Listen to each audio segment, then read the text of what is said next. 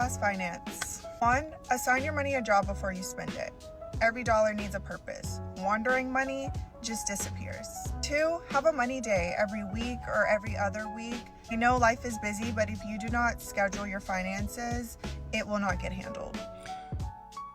Just right off the bat. So give your money a job. I heard that a couple years ago, didn't understand it until I started budgeting. Budgeting is super important, whether you're trying to become wealthy, rich, trying to stay afloat, either way. Budgeting is super important. And if you don't, like she said, wandering money is gone. You don't know where it's at. You can spend $300 in a month and look back and say, where is it? And that's crazy to me. I get it. I've been there.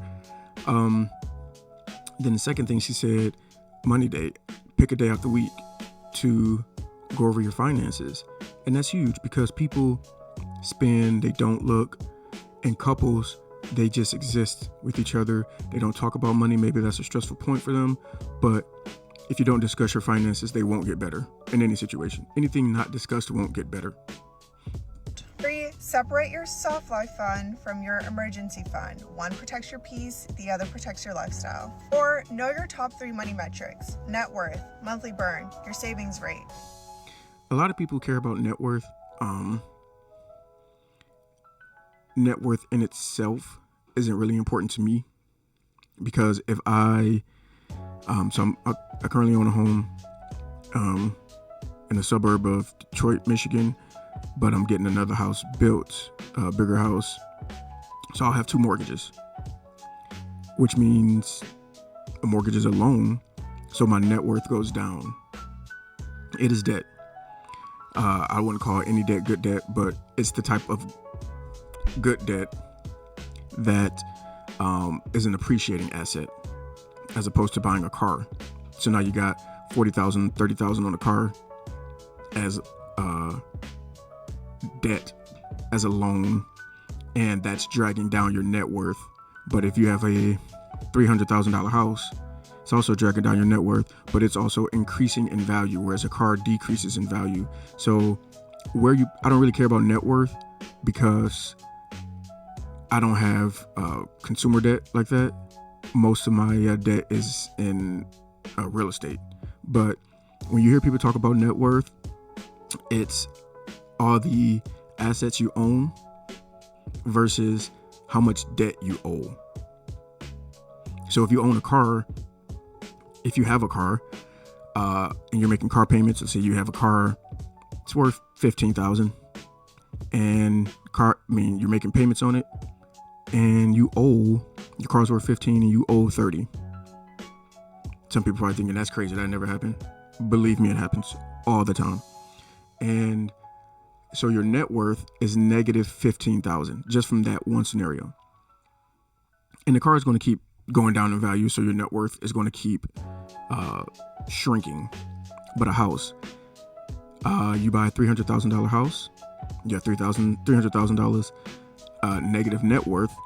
But if your house is appraised, if it's valued at $400,000, you have $100,000 net worth. You see how that works? Even though you owe, but you still have an asset that is gaining value as opposed to a car, which is, I don't know why people are so obsessed with cars.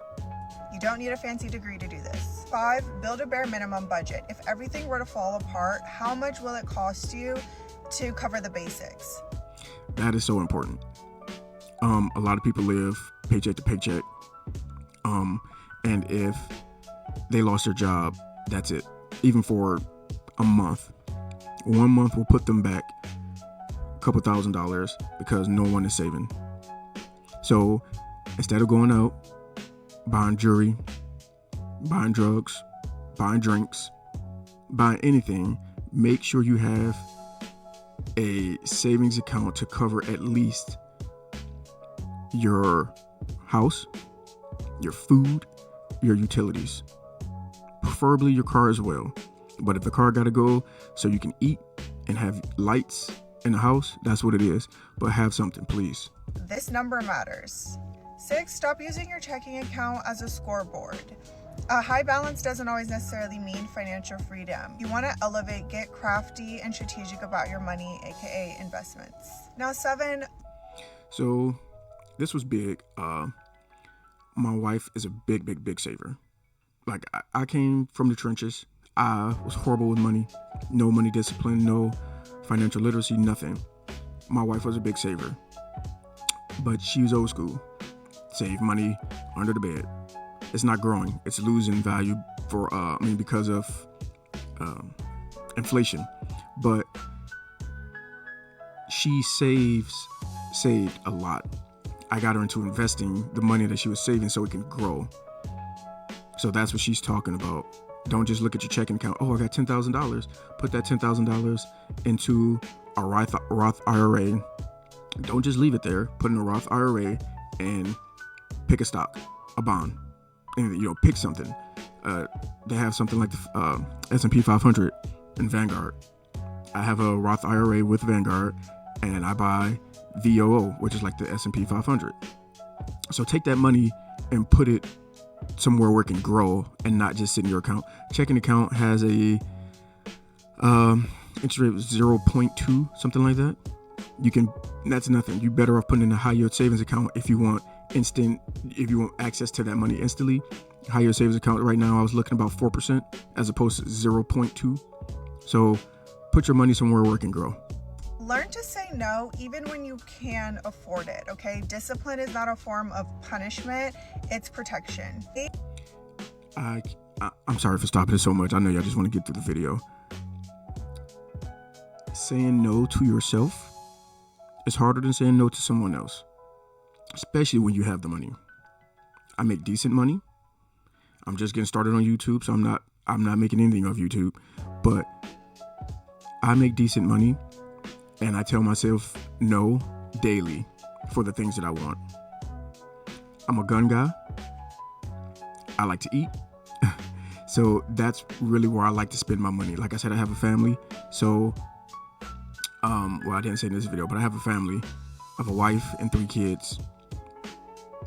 The bulk of my money goes towards that and saving. I rarely buy myself anything. And it's not because I can't. I choose not to because I'm choosing the future before my present. The stuff that I want isn't going to help me in the future. So saying no to yourself or to anybody else who will be taking your future, because that's what's happening. When you give money away and you're not putting it somewhere where it can work for you and grow, you're taking away from your future self. So let's just say if I buy a gun, $700 pistol, anything. That $700 could have been put in my Roth IRA, in that VOO account, and could have grown. So, you know what I'm saying? That's the difference between saying no to yourself for the future you or saying yes for the present you. Track your emotional spending triggers. Are you spending because you're sad, bored, trying to prove something? Bored. Know your patterns. 9, buy luxury out of overflow, not from obligation. We don't perform success, we embody it. Buy luxury. What do you consider luxury? A name? A material? Because I know y'all remember when China posted those videos, all of your designer brands are coming from China. They just throw the labels and zippers on. It's based here. That's what China said. Some people in China. And so what is luxury? What are you willing to pay and why are you willing to pay it? These are things you got to think about before you buy a Birkin bag, $10,000. What makes it $10,000? Why are you willing to spend $10,000 on a bag? Listen, the money psychology is crazy, but we're going to get into it. And 10, treat your finances like a business. Income, expenses, strategy, goals. You are the CEO of your life, so act like it. It's not about being perfect, it's about being intentional. Smart girls have systems, so make sure you build yours. It's a great point. Last thing she talked about was a system. Set up a system to better your finances. I'm helping my brother right now. He gets disability, he can't work. So I'm like, okay, with the little bit of money that you get, you can still live life. You can still experience things and still be financially responsible. So I'm going through this with my brother, but you have to say, okay, when I get paid, I'm doing this, this, and this, and this. I'll wait till the next paycheck for this. And you do this every time. Build a system, build consistency, be better. If you like this video, if you got entertainment or education out of it, hit the like, subscribe, really appreciate it. Catch you on the next one.